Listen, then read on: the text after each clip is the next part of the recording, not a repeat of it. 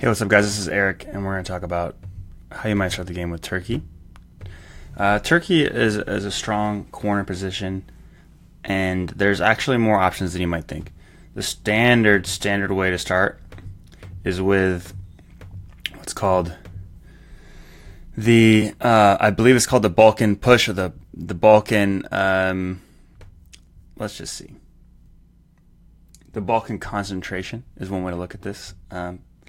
And the reason that it is called this is because in the fall you're going to have two units right here, and this is the most standard of approaches. As you can see, you'll be able to support this army in position to hold, and this army is free to do what it would like to do. Maybe it would like to help Russia, Serbia, into Romania or into Greece. But if somehow this Russian fleet was in Romania and the Serbian army was here, you'd be able to hold your position and pick up the build in Bulgaria, no issue. So what other openings can we start with? We can start with the Crimean crusher as well. So let's back it up. Let's roll that back. And what this does is send Smyrna to Armenia, as well as Ankh-to-Black again to bounce this move. Now, you'll see what happens here is that even if Russia, in a lot of games, Russia is probably expecting to bounce with you, so that's an agreement you can make early. So with that, he's not going to be following up with Moscow to Sev, the southern opening. Maybe he's playing to Galicia instead of Ukraine. But he may play like this instead. And because we know there's not going to be unit in Sev, and this army is going to get to Armenia, now this army in Armenia is bordering Sevastopol, his southern supply center, Russia's, which gives us some options, as we'll see right here in the fall. And you might be wondering, is Constantinople is Bulgaria a risk somehow? Well, you can see in this setup, Bulgaria is totally fine. As long as Russia doesn't open to Romania, Bulgaria is totally fine on its own. So you get some more flexibility there if you want to make this a little bit of a thorn for Russia. So what we'll see here in the fall is that Russia is going to have no issue picking up Romania. Even if Austria and Turkey are working together, he can, play something like, he can play something like Galicia supports Ukraine to Romania, Sevastopol supports Ukraine to Romania. I mean, he can guarantee this move. In this particular setup, Russia may like to try to pick up Vienna or Budapest since he's open into Galicia, but let's just suppose. And so this, moving here with support from Serbia, this would be pretty awkward because you wouldn't be picking up Bulgaria, but you would actually be at least be forcing Russia to provide two supports. So there's a strength of 3 versus a strength of 2. In this situation, the result would be that Russia gets in, but Armenia can play here and cut this support in Sev. So suddenly, there's only a strength of 2 against a strength of 2, and if you're curious what will happen here, maybe Ankh goes to black as well. Let's watch this.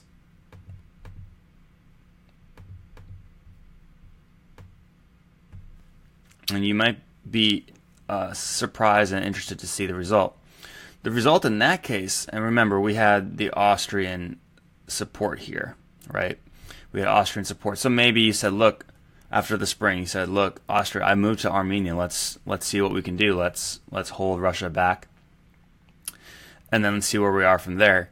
Austria doesn't generally like to work with Turkey for too long, but it's not unheard of in the opening because Russia, particularly in this game, opened to Galicia, so maybe Austria is not so excited about the Russian being there and is happy to provide that support and take his chances.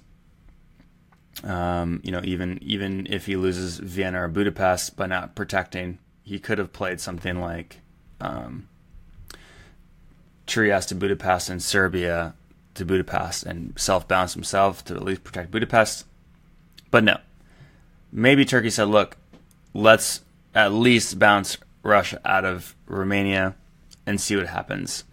And in this case, because of the way that Russia played it, providing 2 supports from Galicia and Sev, and Armenia cutting that, as Turkey, we've done super well. We've picked up a build, we've got the Black Sea, and Russia did not get Romania. And we still have Armenia here. So we have 2 units now boarding Sev. We have the Black Sea, which can do a lot of things. And we have a choice of where to build. All our home centers are open. We can build, an army in Khan, a fleet in Khan, a fleet in Smyrna. And we have plenty of options going forward. So that's just probably one of the better outcomes you can get from playing the Crimean Crusher. So let's roll it back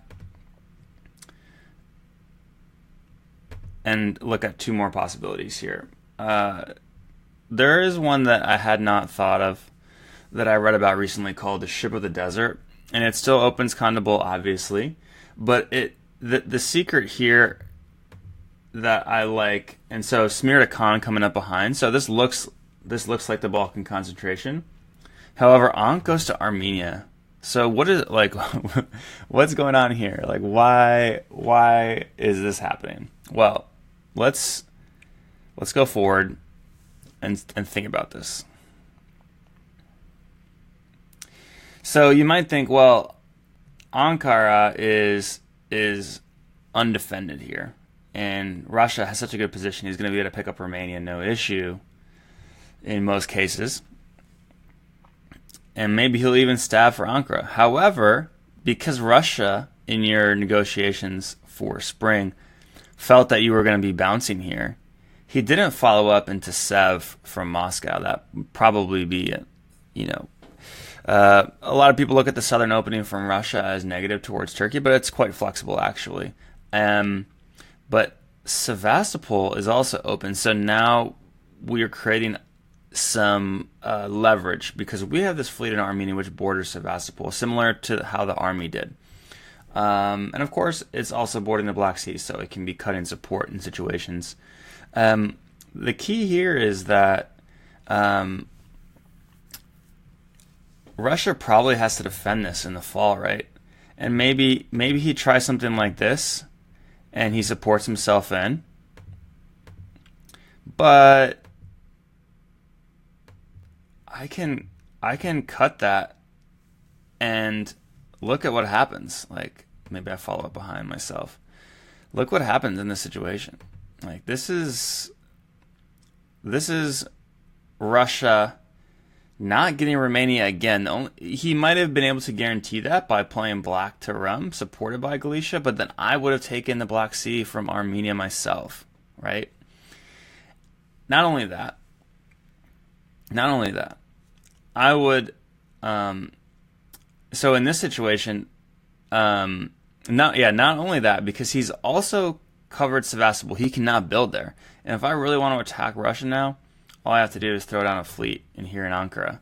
And now I have a 2v1 with fleets on the Black Sea. I'm going to get the Black Sea.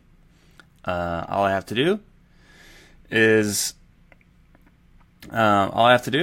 play something like Armenia to the Black Sea, supported by Ankara. Ankara supports Armenia to Black Sea in the spring of 2002, and I'll have the Black Sea in my control. So Russia can defend against that. He can play something like Sev to arm, but he's really having to use that army to defend against me now to even hold the Black Sea.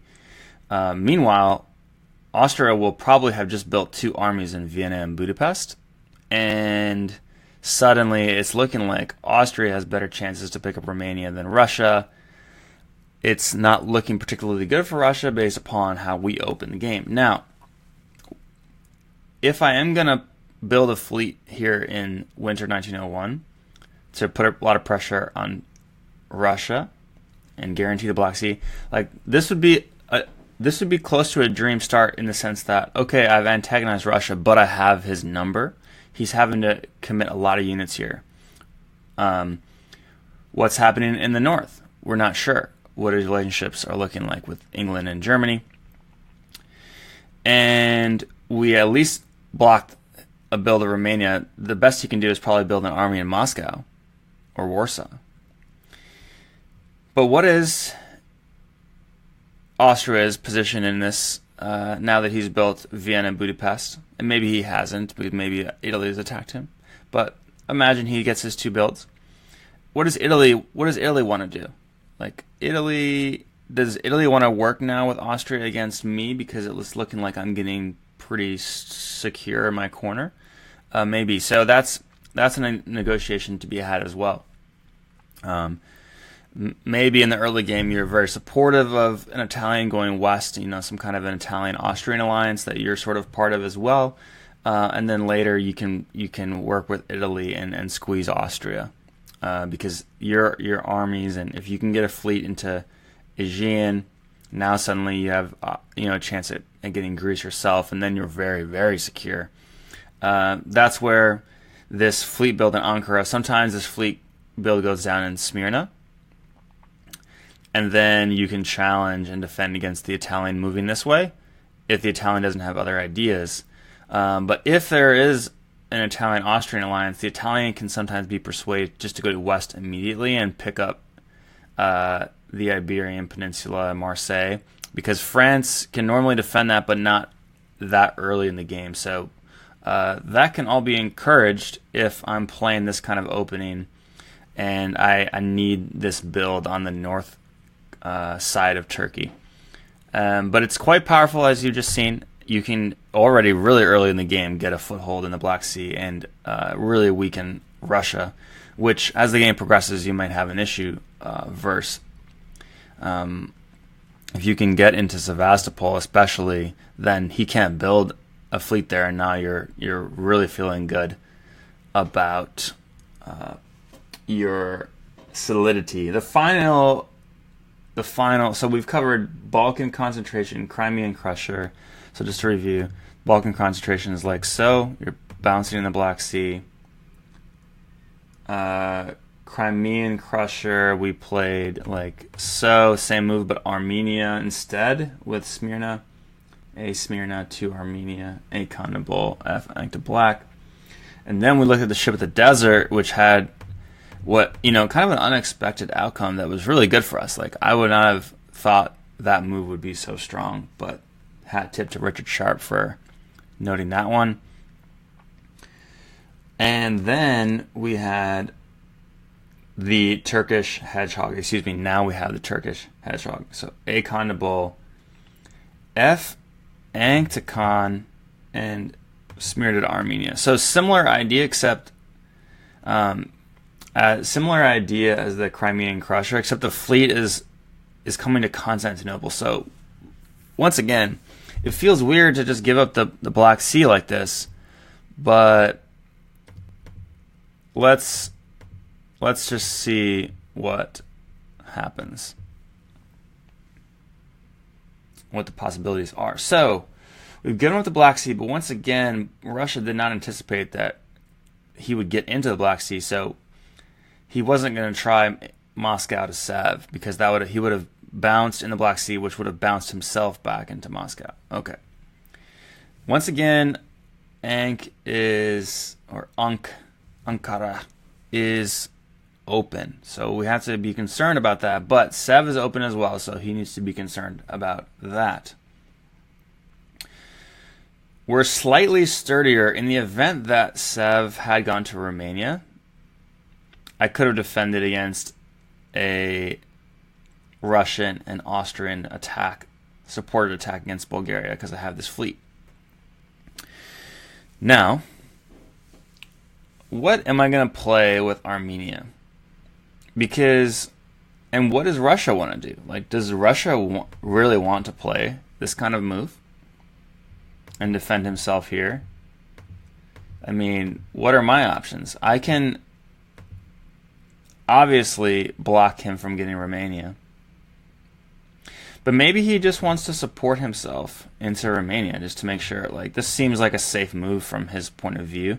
Again, I can actually block him from that with this set of moves. And maybe I let him play Ukraine to Sev. Like I distribute some information that yeah, I'm going to go for Sev, and maybe someone else puts that in his ear as well during the negotiations of fall 1901. And you know, maybe I let him cover Sev so that I have the opportunity to build a second fleet myself and attack. And maybe I would just hold here. Maybe I'd come back down to Smyrna. Maybe I would play to Ankh, although that would prevent me from building a fleet.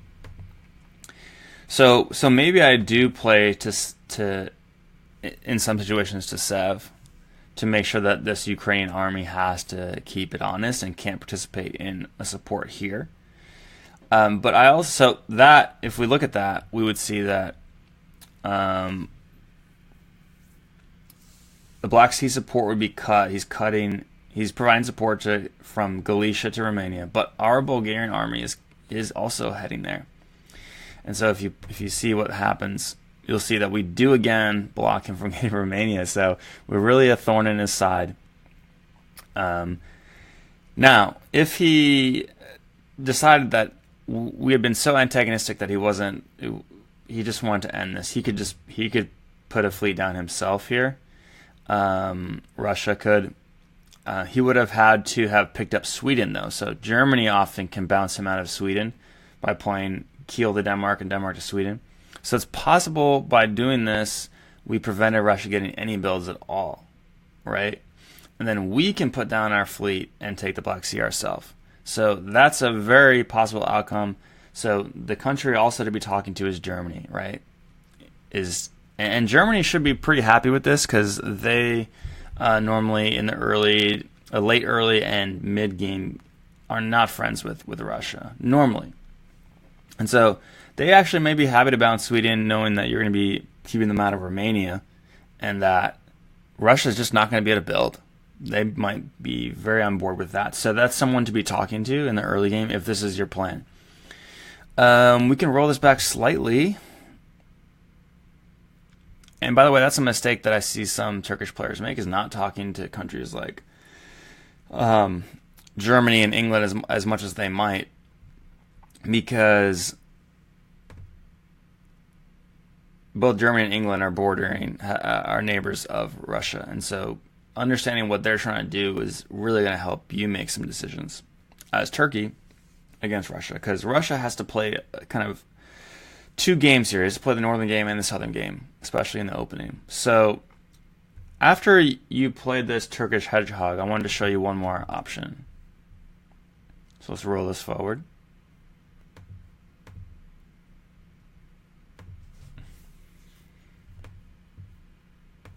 Submit orders.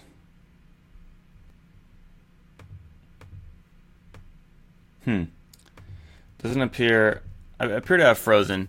But the other idea I want to talk about is immediately playing, once this fleet is in Constantinople in the fall, immediately playing F-Con to Aegean. So you pick up the Aegean the quickest that you possibly can, while still not actually being allied to Russia, at least in the example we've been discussing so far. And Russia, if he played like he did, and we attempted to block him in Rum, he will have the fleet in the Black Sea. But he might have taken Romania as well. And maybe this can still look like you're working together from the rest of the board. And maybe you are, maybe you're not. So it's flexible. You get an early fleet in the Aegean, which can help you in Greece, can help keep Italy of having ideas of coming to the Aegean himself. And then you can still build a fleet in Ankara or Constantinople as defense yourself to contend with that Russian fleet. Some things to think about there: the Balkan concentration, the Crimean crusher. Let's review the moves one more time. This is the Balkan concentration. That's one of the most popular openings. I actually am not as in favor of it as I have been. I'll probably still play it some of the time, but these other options just are looking really spicy. This is just putting yourself in Armenia. Is Armenia the Crimean crusher? Similarly, Ship of the Desert. Ship of the Desert looks like the Balkan concentration, except it puts the fleet in Armenia. Remember that creates some guessing games for Russia if he wants to build in Romania. And also allows us to build a second fleet in Ankara if things go the right way. And finally, the Turkish Hedgehog is this way, giving up the Black Sea, but giving ourselves ideas of going to the Aegean. We still have Armenia to keep Russia in check, and we can see how Austria wants to play it. Like, after we open this way, what do they want to work with us? Do they not want to work with us? Are they concerned about a juggernaut? I think that the main point of the move Smyrna to Armenia is to show the rest of the board that, look, this isn't exactly a juggernaut because I'm keeping an army right here next to Sevastopol. So that's the key negotiation point. And by juggernaut, of course, I mean a Russian-Turkish alliance, which just sweeps across the board. A couple of ideas there for Turkey, much more interesting than, at least as Richard Sharp details in his book, The Game of Diplomacy. So good luck as Turkey, and I'll see you over the board soon. Take care. This has been Eric for Diplo Strategy. Take care.